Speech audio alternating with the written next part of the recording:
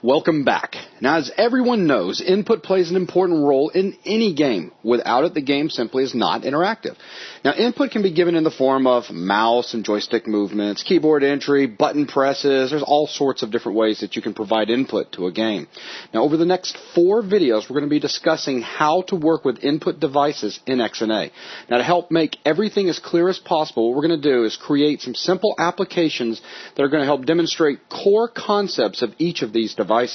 But before we begin, let's do the standard, our objectives. First of all, in video number 1, let's see if I can do this without horrible writing. We're going to be taking a look at our available input devices in XNA. So the supported input devices right out of the box. So input devices. After taking a look at those, next thing we're going to do is we're going to talk about input control types.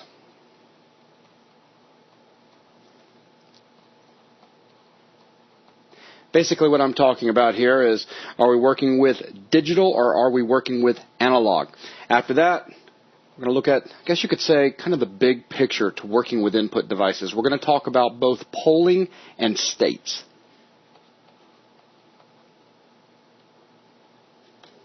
So polling and state of a device. And that's kind of the idea of video number 1. So this video here is really just kind of an introduction to the whole idea of input devices. From there we're going to move into video number 2. And in video number 2, Logan is going to create a very simple keyboard application.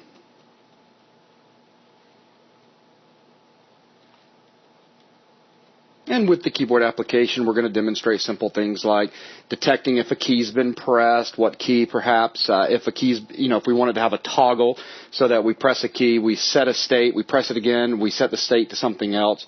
So a simple toggle. So again, the idea of these applications is to keep the core application itself as simple as possible, but really get across the idea of working with the input device. Now, after video 2, we'll move into video number 3. And in video number 3, what we're going to look at is a simple mouse application. And with the mouse application, what we're going to do is have our own sprite represent a mouse cursor and show you controlling that moving around the screen, of course, as you move your mouse. We'll also have some numbers in the upper left-hand corner representing the X and Y location where the mouse is at, as well as some buttons that depict if the left mouse button has been pressed or the right mouse button has been pressed. And then finally, in video number 4, this is where things are going to get a little bit more involved. We're going to be taking a look at the Xbox 360 controller. So we'll be writing a simple controller app. And this is where things will be interesting. Yeah, this is where we're going to show you how to read the thumbsticks, the triggers, the buttons, and the application will be pretty cool as well, showing you exactly how the little crosshairs are moving around based on you moving around thumbsticks, etc. We'll talk about those applications, though, in just a few minutes. Let's go ahead now and focus on just the whole idea of input devices. So the support right out of the box for the XNA framework for input devices can be found in the Microsoft, I'll abbreviate that so I don't have to do a lot of typing here, or writing, Microsoft.xna.framework.input. And inside this namespace, we basically have support for 3 input devices. We have support for the keyboard,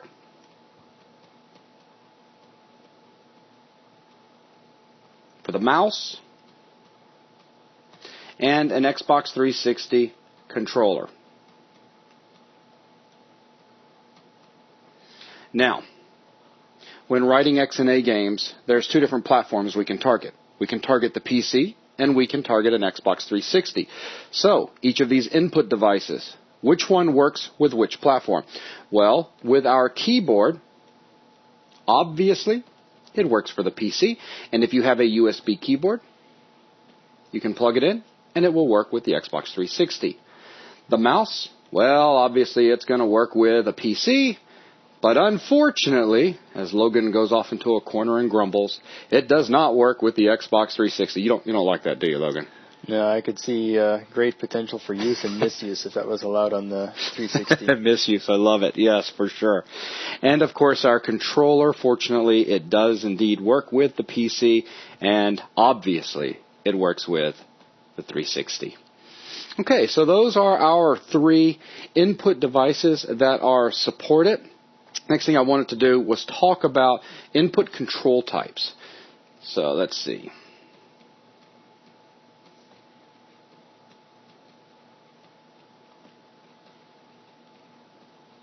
Just to make things look a little bit neater here, let's see if I can do this without causing great destruction. Hey, that actually worked out pretty well. And that worked out well too, just to keep everything separated. All right, input control types, we've got 2 different input types that we'll be working with. We've got digital, and we have analog. Now, with digital, which devices give us digital? Well, the keyboard,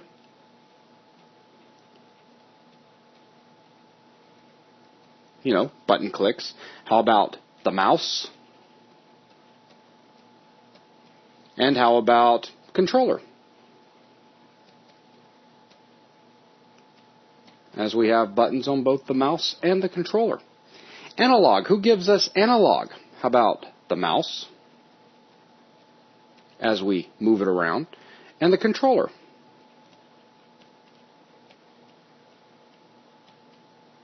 As we, let's say, move the thumbsticks around or press the triggers in. Now, what do I mean when I'm talking about digital and analog? What types, what value types are we talking about? Is there a difference? Well, yeah, there is. So let's take a look at this, value types.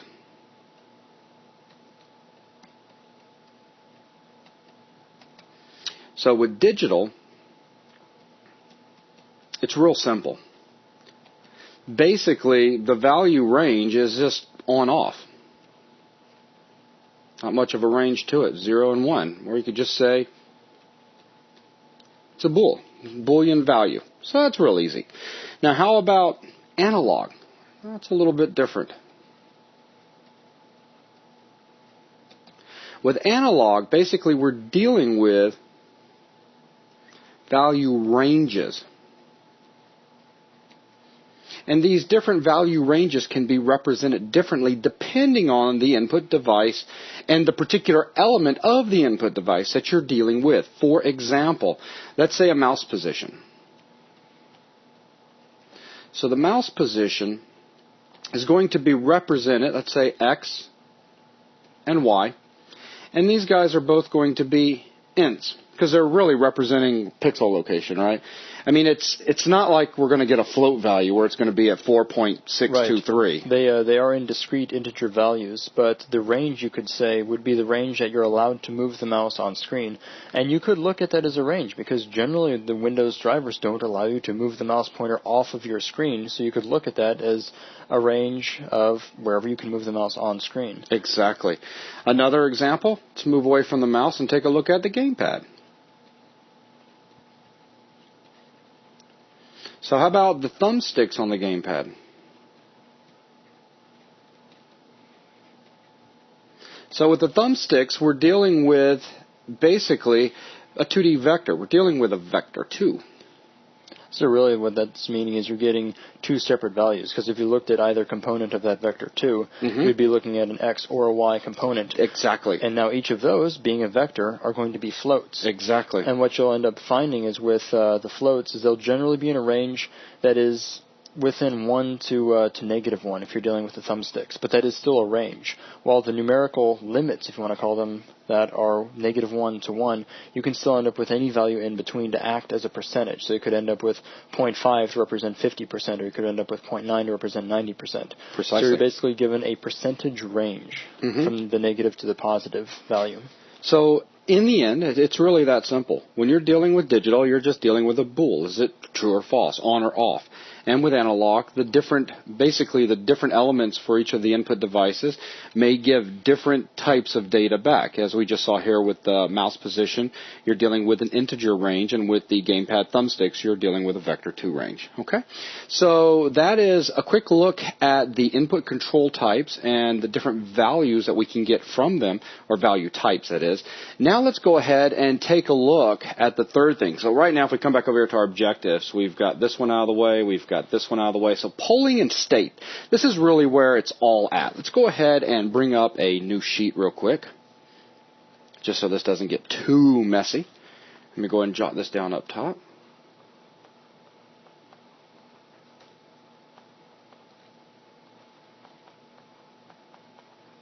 So what am I talking about when I talk about polling and state? Well, first of all, if we were to take a look inside the Microsoft.xna.framework.input, we'll find that we've got 3 static classes to represent the 3 input devices we talked about on the previous screen. We've got keyboard, we've got mouse,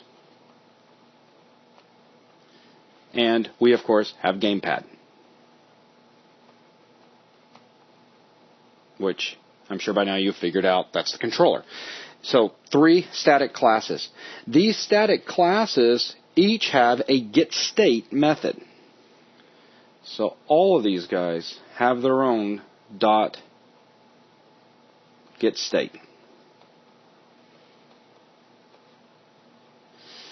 Now, this is empty for the keyboard and the mouse.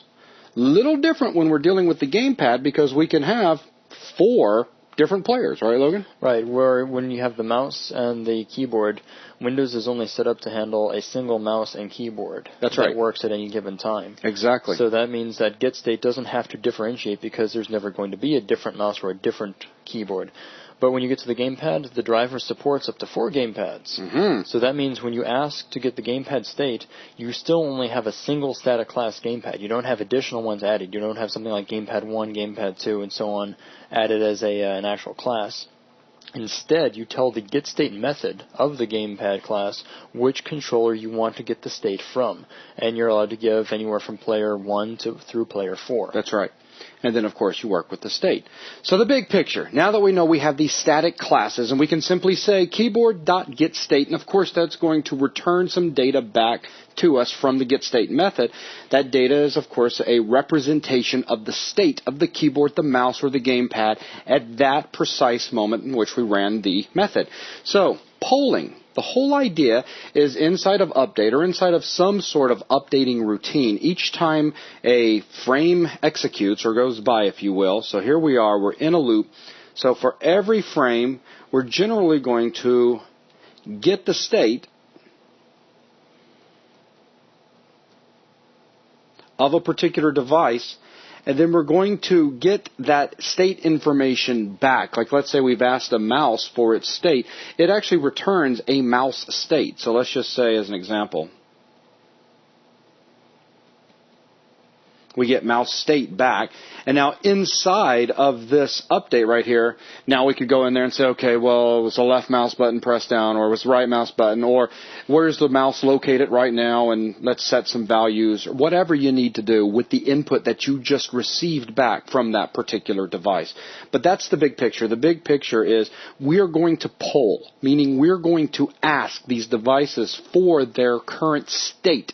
And the state that we get back with that information, we can tell everything about the device. Is a certain key pressed down? Is a certain button pressed down? How much is a thumbstick moved? How much is a trigger being held in? We can get all of that information from a state. And we're going to talk more about the states in just a few minutes. I just wanted to give a quick representation of this in code. So as an example, I just gave that mouse state. Let me show you an example of some code. So mouse state. So here we are with a type, and of course we now need to store it in something. So mouse state, and then our variable name, mouse state, equals, so now I want to get this information, so we would simply call on mouse, as it's a static class, and then get state. And of course you're going to be seeing a bunch of this as we put these little simple apps together in just a minute. Okay, so this is going to return the state of the mouse at the precise moment that we called the getState method. That's very important to understand. Now we could turn around, and if we wanted to access some information inside of it, let's say we wanted to get hold of the X and Y location of the mouse on your screen. We could turn around and do something like vector 2, let's just call it mouse, if I can spell mouse, just kidding. So mouse position equals, let's do a new vector 2. And now check this out. Mouse state dot X, comma, mouse state dot Y.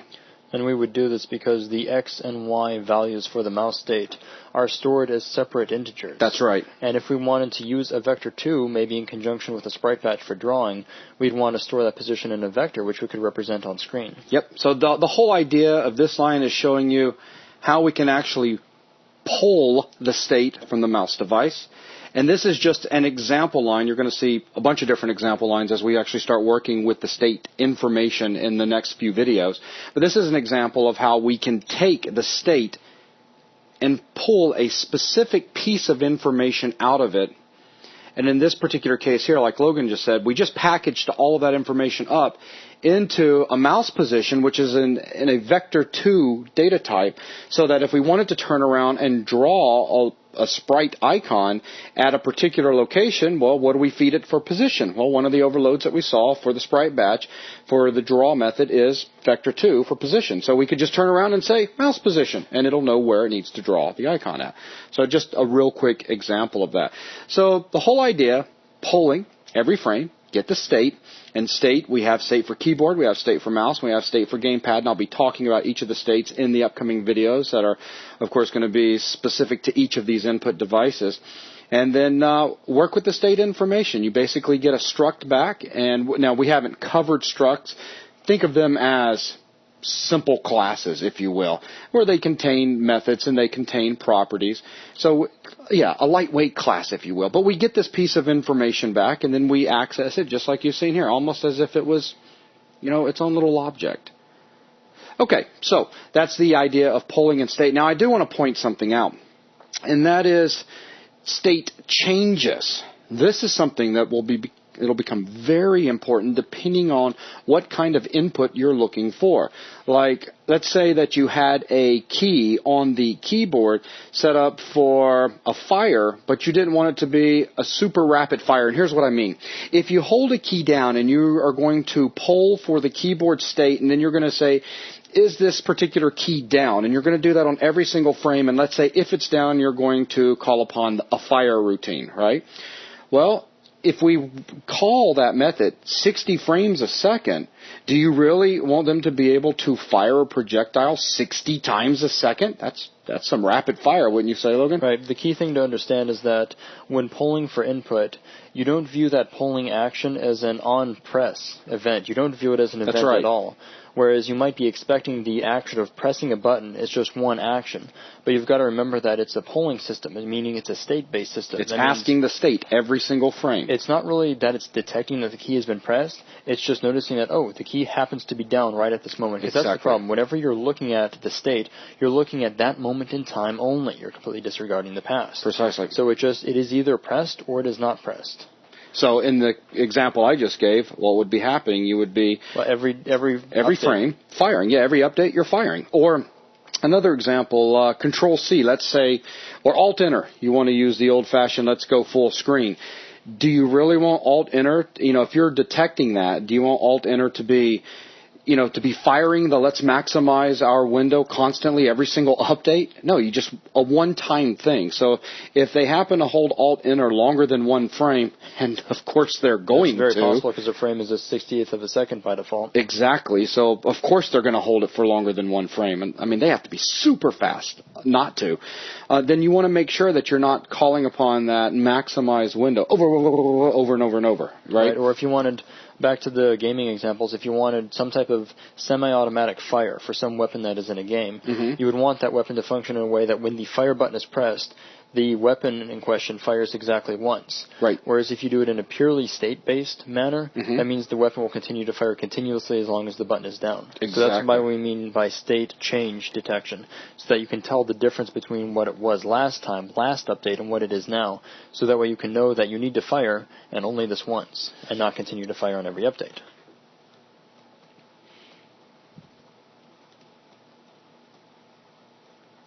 So state changes. I'm going to give this to you in very pseudo code, but you'll actually see it when we start putting applications together. You know, to do state changes or comparisons between a previous state and a current state, it'd be a matter of just doing something like this. Current state. Let's just call it last state. Again, very pseudocode. That's two variables that we just defined that are going to hold states of whatever it may be, the mouse or whatever. Now let's say that in initialize, just as an example of a place to throw this, we go ahead and we set the last state.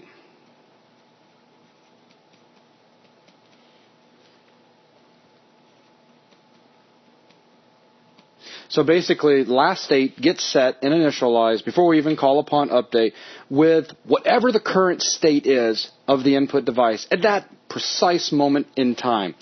Now we get down here a little bit later on to update.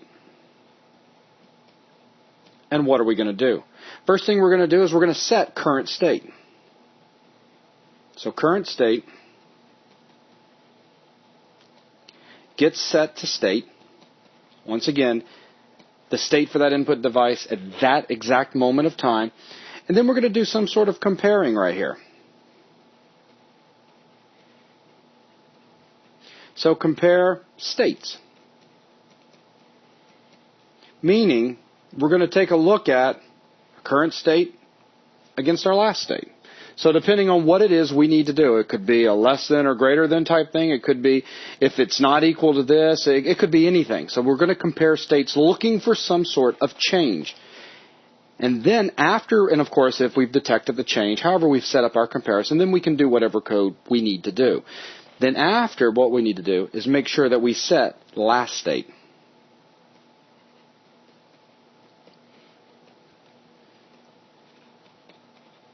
And that's really the key thing right here. So all of this is taking place inside of update. So the bottom line is we set the current state. Last state is already set. So now we can compare the two. And as soon as we're done comparing and done whatever we needed to do if the comparison came out to be true or false, then we turn right around and we set the last state with the current input state of that device. So that the next time around, even though it's 1/60th of a second, you may have let go of the button in that time. Then we come through, grab the current state again, and we can do the comparison. And again, you'll actually see this in play when we get into, it's the keyboard lesson that we're going to put this one in for, toggle. Anything you want to add to this, Logan? Just that the whole idea is, like you said, the fact that we compare the states. And the reason we compare the states is to find some specific change. Generally, within those states, we check as an item of interest, like a button or a key. And we see if that key is down and is pressed in the current state and unpressed in the last state. If that's the case, then that means it has just now become pressed, because we know after we get to the line below and we match up the states, we know that both states are going to represent the button as pressed. So it allows us to detect the one update in which there's a difference. Right. Account for that difference, but then remember the last state again, because on the update after that, so we'll go ahead and detect the difference. There was in fact a difference, so we do something like maybe a fire function. But then we sync up the states. So as long as those two buttons, or as long as the button is held down, and we check the states again, now both the current and the last state are the same. They're both down, but that means there's no difference. If there's no difference, we're not going to fire. I mean, you really said it. You hit the nail on the head a second ago. If we wanted to detect the button was pressed, not the button is down, but it was pressed. Exactly. Then we could simply say, was the last state with it down, and is the current state with it back up? Aha, it was pressed. So from doing a last state and a current state comparison, we can pick up on things like, did he just press the button, or did he just let go? And exactly, we can even check the reverse. We can see if a button was just released. Exactly. Or You and I were talking earlier about like thumbsticks or with triggers. If you wanted to treat a trigger, which is a range value, a 0 to 1 value actually, if you wanted to check, maybe you wanted 0.95 to represent the threshold at which that axis represents a fire function. Mm-hmm. What you can do is do a state change not on just a pressed or unpressed, because of course you're going to have that number, but you can just check the number against the threshold value, meaning that if the current number, so the current state, is past your threshold, and the last state is not past the threshold, that means you can detect the fact that you have passed the threshold and you can run the fire. Now once you sync up the states, both values are past the threshold, which means there's once again no difference, and you stop firing. So that way you have to release and then pass the threshold again in order to trigger the fire So you function. can really make it feel like a trigger on a gun if you want to. Very cool. Okay, and again, we're going to be taking a look at state changes and comparisons coming up here very soon. Just next video, as a matter of fact. So jumping back here to... well, let's go ahead and put our focus down here to the first screen. That takes a look. That finishes up basically video 1. So there we go. We've taken a look at polling and state.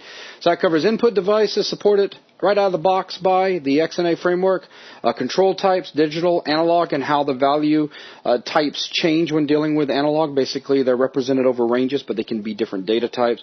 And finally, we wrapped everything up talking about, I guess you could say, the big picture, polling for states of input devices and then working with those states. So that's going to wrap up this video. In the next video, we're going to put together a very simple keyboard app. It's going to call upon, well, a lot of things that you've seen where we're actually going to be working with sprites because we want to get some sort of visual representation going on inside of XNA so that you can see what's taking place. And we'll do that with the mouse and the controller app as well. So with that, that is going to wrap up this video. Thanks a lot.